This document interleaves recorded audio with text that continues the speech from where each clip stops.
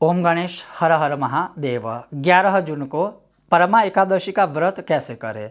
संक्षिप्त में उसका महत्व अगर 3 पंक्ति में कहूँ जो लिखित रूप में है वो ये है कि जो कोई भी मनुष्य यह एकादशी का व्रत करेगा या करता है तो उसको स्वर्णदान, भूमिदान और जो है अश्वमेघ यज्ञ करने जितना फल मिलता है। जो कोई भी मनुष्य आर्थिक घोर दरिद्रता से झझूमता है अर्थात दुखी है, दरिद्रता से युक्त है और उसे मुक्त होना है तो यह व्रत करने से हो सकता है।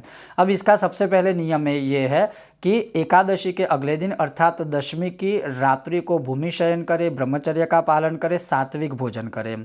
फिर अगले दिन अर्थात एकादशी के दिन 11 जून को प्रातःकाल उठ करके यह एकादशी व्रत करने का आपकी कामना के अनुसार संकल्प करें।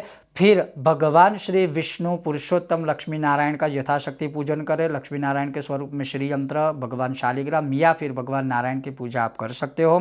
वो करने के बाद आप भगवान के ऊपर अभिषेक आदि, पूजा में सब कुछ आ गया, अभिषेक आदि आप कर लीजिए।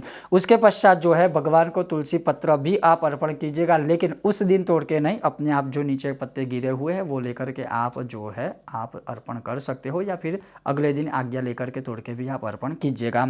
उसी प्रकार से पूरे दिन निराहार रहना है या फिर सिर्फ फलों का आहार करना है, अन्न नहीं खाना है, बिना भोजन के ही सिर्फ फलाहार करके यह व्रत करना है।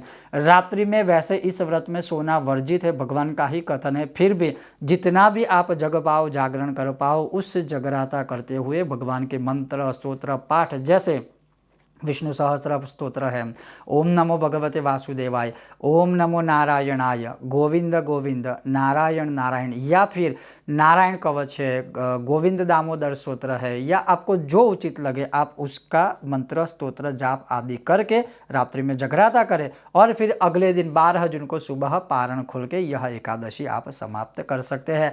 ऐसा करने मात्र से ही किसी भी जन्म की दरिद्रता क्यों ना हो उससे मनुष्य मुक्त होता है, और ये साक्षात भगवान श्री कृष्ण का कथन है। ओम गणेश हर हर महादेव। जय सिया राम।